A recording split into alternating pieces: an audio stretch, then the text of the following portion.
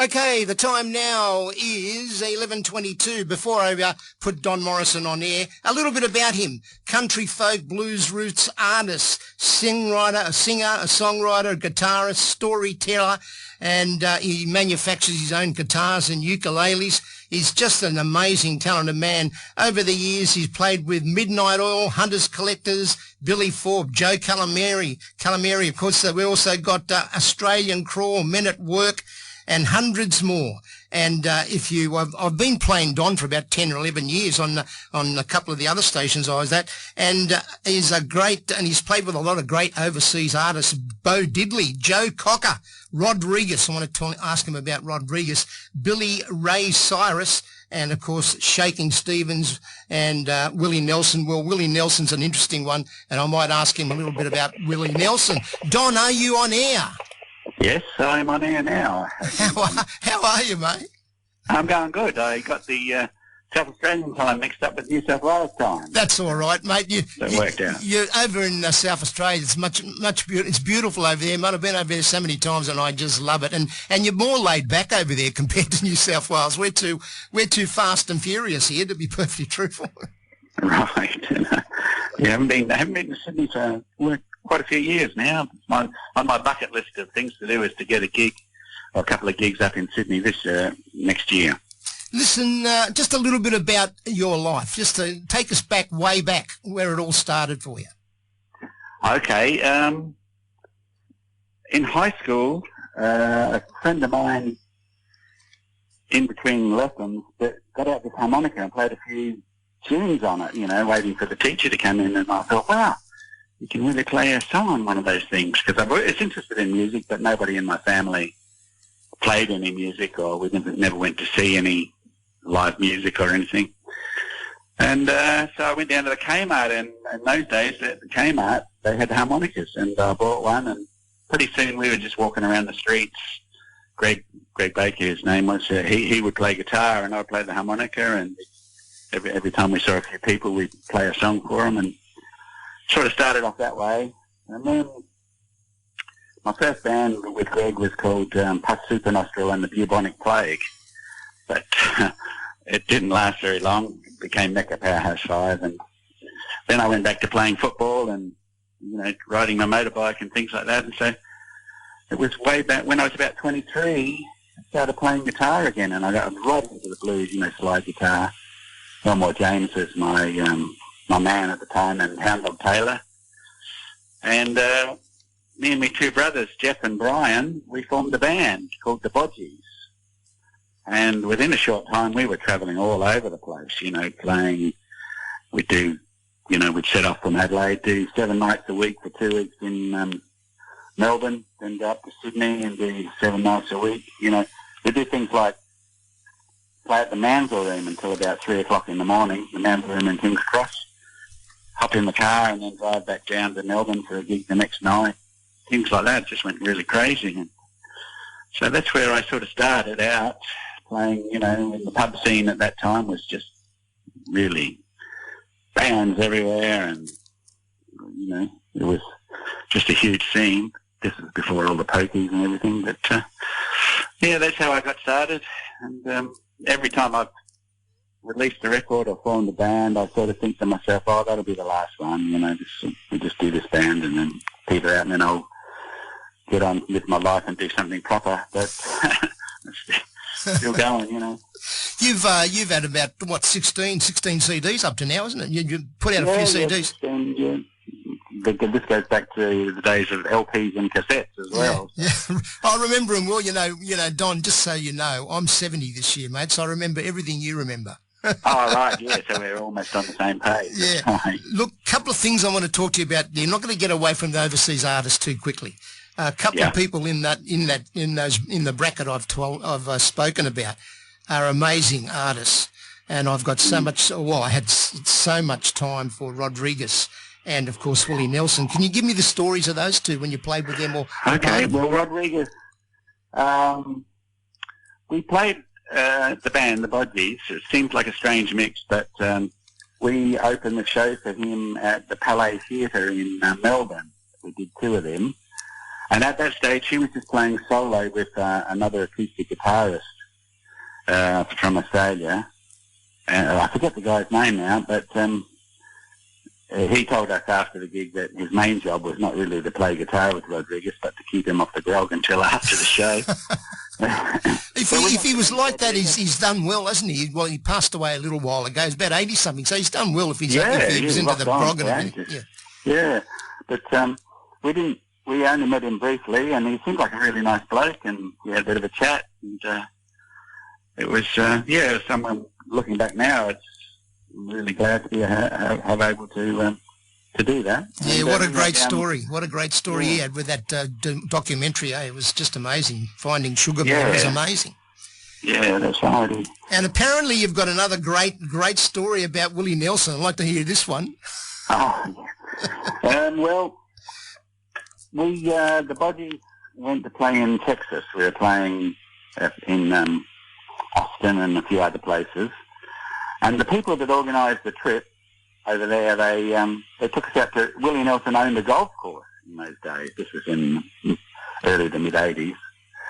And they took us out there to play golf and, just to kill the day sort of thing.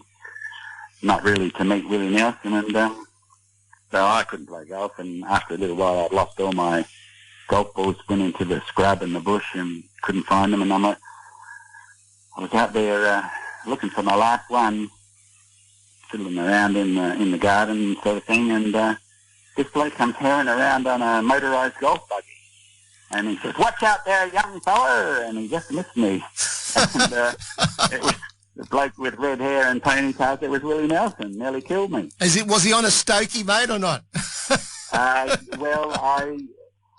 The other bit of the story was one of our part of the tour members. He was pretty big on the smokes, and couldn't get any over there, and he wasn't feeling well. And when we got to Willie Nelson's golf course, he could smell, this aroma. Yeah. So he just followed it down to, and it was all Willie Nelson's band and studio crew, and they were having a barbecue and a few smokes, and so he went. A lot of those funny smokes, mate. Yes, that's right, and imagine if he was there, and he was better for the rest of the trip. If he was on that then, imagine what he's been like all these years later, eh? Yeah, and he's still in his 90s now. Yeah, that's what I mean. I mean, people say, "Oh no, this does your health, and this is no good for your health, and that's not good for your health." But he's in his 90s and doing, he's still there doing it. So I think the music has got part to do with keeping healthy.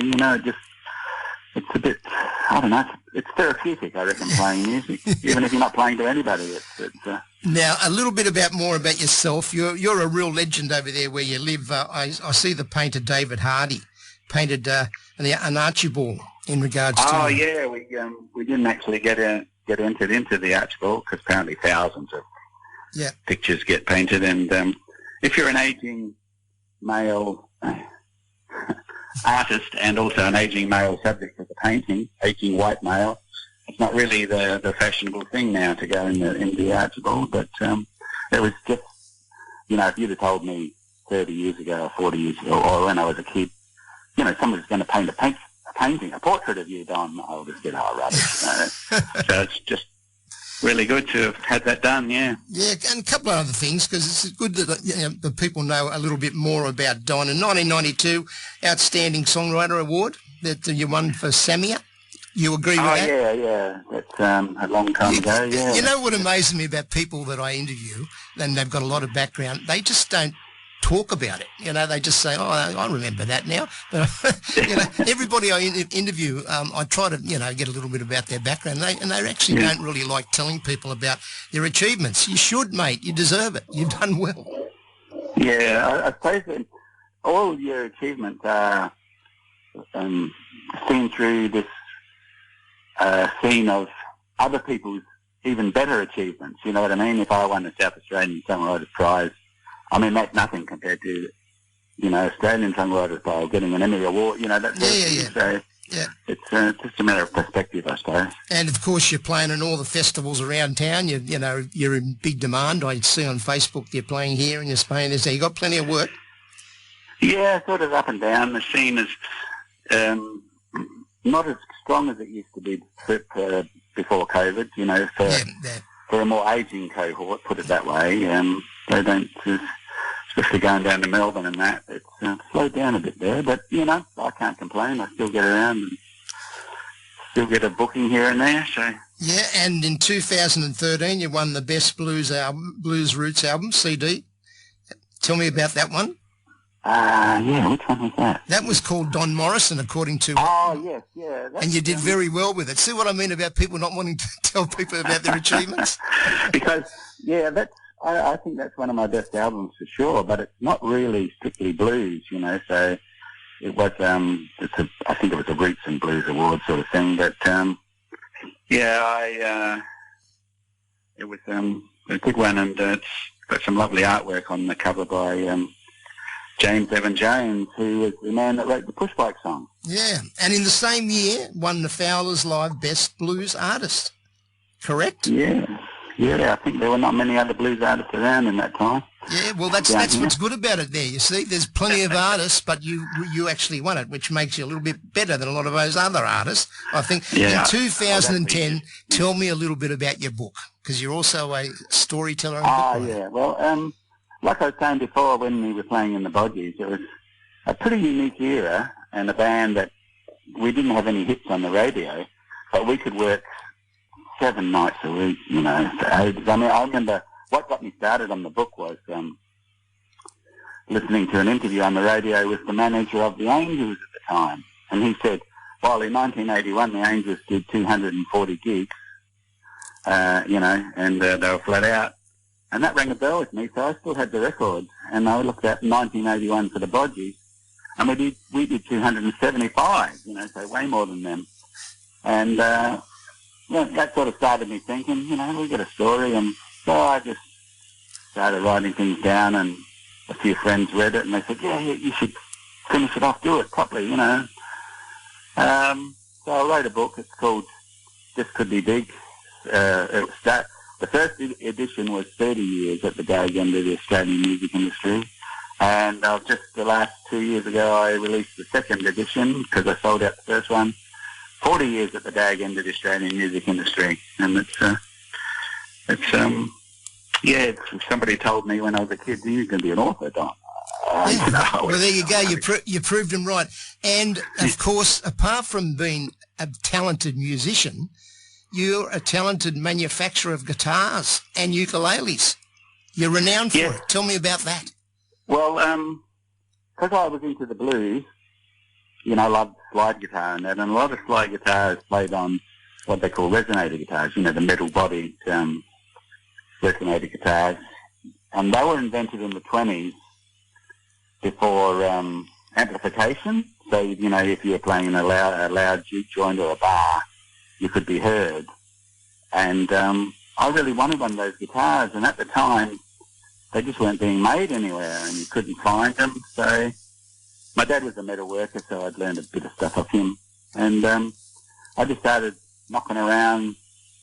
Took me 2 or 3 shots at making a guitar until I got one good enough to put strings on. Then I sold it to a mate and built another one, and you know, it sort of took off from there. I was at the right place at the right time, because now those guitars, called resonator or resophonic guitars, they're being knocked out in machines in factories all over the world. You know, there's tons of them. But at the time, I was in the right place at the right time.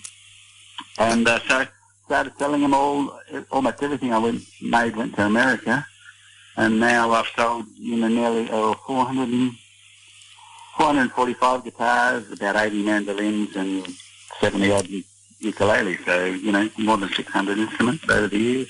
But the main difference there, Don, is the other ones are mass-produced, and Don Morrison makes them by himself, on his own. So that's what makes them a much better guitar. Love and all the love in them, and apart from that, it's made just by the person. So that makes it a bit different to the multi-manufacturing information. Yeah, and I make them. A lot of the ones I make now, almost all of them are, I call them rust buckets. I make them out of old sheets of corrugated iron that I find around, and a lot of them have got a lot of history to them, and I roll it flat and start from there. Like, for instance, the 2 guitars I use, one of them is made from my grandparents' house where my mum was born, and I spent a lot of time as a kid up in Broken Hill. Mm-hmm. And I went back there a while back, and it's all falling down. So I grabbed a sheet of tin and some wood from inside, that was falling over, and made a guitar out of that. And the other one I used is, I call it the Poponda guitar. My dad, for a long time, lived out in the Murray Mully. It's on the really dry side of South Australia. He used to talk about it a lot, but we never went out there as kids. And a long time after he died, I went out there just to have a look around, and there's nothing there. It was just empty. But the place where he used to live was just a pile of rubble. So luckily I could grab a sheet of tin, and I got a fence post from the old railway line that doesn't exist anymore to make the neck out of and stuff. And so I use that all the time. Those two guitars I use at every gig I do, and they turned out to sound all right. I didn't care if they didn't sound very well. I was just going to hang them on the wall, as a piece of history, but they worked all right, so I use them. Yeah, Don, when I think of yourself and myself, you can go back to a lot of memories. And, I'm a migrant out of Italy. I was born in Italy, came out here 3 years later in 1956. And what I remember then and what life is about today is so much different, mate. It's just so much different. Oh, yeah. So we got some lot of bad memories and good memories along the line. Yes, and that's the best thing about it is that we can still remember them. That's right. Now listen, we can't leave you before you tell me about Dirt. I've been playing it for a month and a half now. The free CD you gave me went like a rocket. They took it in the first time I played it. Tell me a little bit about Dirt. It's a great CD. Got some great tracks on here, mate. I like Dirt. I like My Dream Girl. There's about 4 or 5 tracks I really love, especially Trickle Down Blues, mate. What a great song. Ah, yes, yeah. I've just made a film clip of that. Released it yesterday. Well, when I say released it, to put it on YouTube. Yep. A friend of mine, James Evan Jones, the Pushbike man, he filmed it around where I live in Port Adelaide, and if anybody wants to see that, then go on YouTube and put Trickle Down Blues. Believe it or not, there are a couple of songs called Trickle Down Blues from around the world. But they're not sung by you. No, that's right. And, but yeah, with Dirt, because all the albums I've ever done have been with a full band, and we did lots of overdubs and that. And I was thinking of, it's time to do a new CD. And on the radio came that song, Skinny Love by Bon Iver. Yeah. And it's got where he does that falsetto thing, and it's just him playing a metal guitar like mine, and just a couple of little overdubs on the vocal bit, but just mainly solo. And I thought, maybe I could try something like that, do an album just solo with a little bit of enhancement. And so I did it, and it came out pretty quick. And, I'm really happy with it because it's pretty representative of what I play like live by myself without the band. And, and it's, got some songs that I really like on it. Oh, yeah, I got to love your music about 10, 12 years ago. I was on another station called Swar FM. And you remember, you just send CDs into the stations, and you pick them up and see if you like them. And I'm going on memory now, but you'll know the one with the old truck in the front, right? You know the one. You've got the old truck that's got. It's a long drive. Yeah, mate. I played it and played it and played it so many times, mate. I used to love some of the tracks on that. Kensington Road was one of the tracks I used to love on that. But I actually put you down in the genre, believe it or not, like Bob Dylan, like a storyteller and an artist, you know what I mean? Just listening to you sing your songs in the form of a storyteller format, and I just love that. I absolutely love it, mate. Because that's how I would, they always ask you what genre you play and what do you describe your music, and I always try and say storytelling sort of songs, Yep. Because I think that's just the way they turn out when I write them, I suppose. So are you happy with the Dirt album? It's doing all right with you? Well, it's funny, every time you release an album, you send it out and it gets played a bit and people contact you and all that, and you think, wow, it's taken off, I'm going to be big. And then a few months later, it all just sort of drops back to normal again. But Don, as long as you love it, I mean, I know, I won't give you a lot of my background, but I've been in the music industry for 30, 40 years, and I made most of my money, believe it or not, in MCing and DJing in clubs. right? Yeah. And I got stuck into the right areas and made a lot of money out of that. And then I fell in love with radio, and I did a little bit of commercial radio, 2CH, from midnight to dawn. I fell asleep on 2CH. You couldn't say anything. You weren't allowed to do anything. So I got involved with community radio, and I absolutely love it because, you know, you have your own, you know, you have your own show, and you can get involved with people that you want to get involved with. So I really love, so my love is radio. But my other loves were just about making music, so or producing, or getting to a club and getting people to dance. So, but well, I agree with you.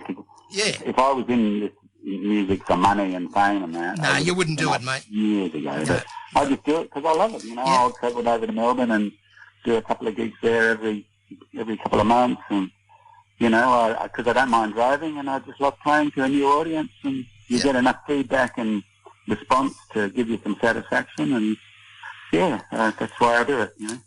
Okay, well, that's about the end, because I've only got about 15, 20 minutes to finish the show, but I want to say every time I interview someone, and I've got a YouTube channel like you, so sooner or later, won't be over the next 4 or 5 weeks, your interview will be on my YouTube channel called Hit Mix Interviews with Don Vozzo. And what I do for the last question is just one question I ask for everybody that I interview, and it's very simple. If you're sitting down in a great part of your ranch or wherever you are, or looking at a beautiful water, and I said to you, if you had 1 hour to talk to someone, dead or alive, who would you talk to? Oh, good question. Who would I talk to? Can be anybody, mate.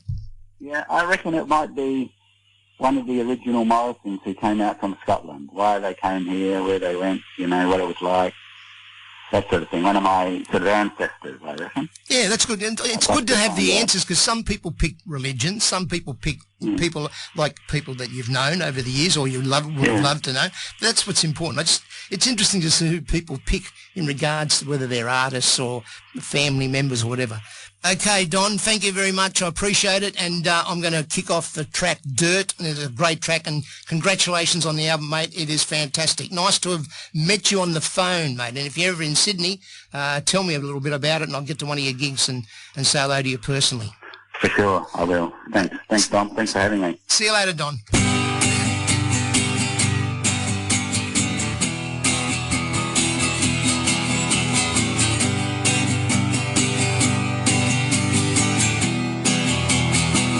Everybody gets hurt now and then. We're all gonna be dirt, and not sure when. There's gonna be rich, and there's gonna be poor.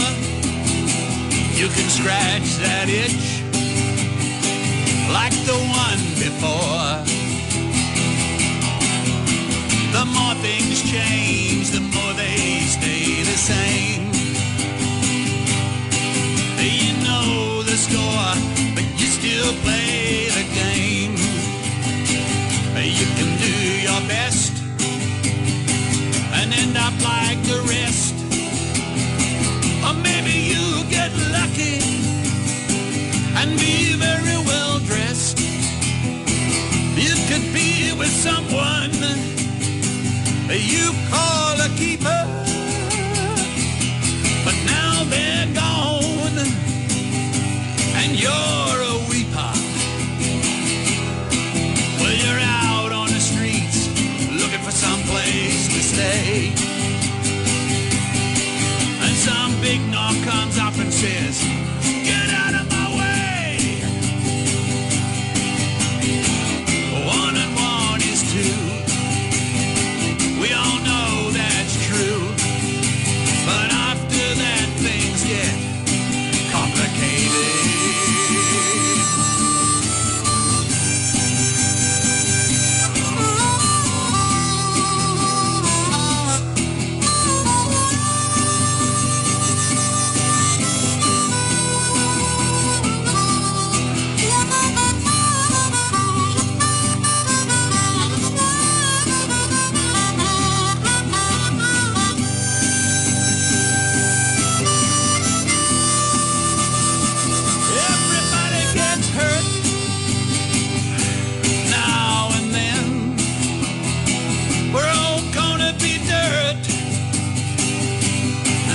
your wind. You can get real high, but you'll come down low. You can start off fast and end up slow.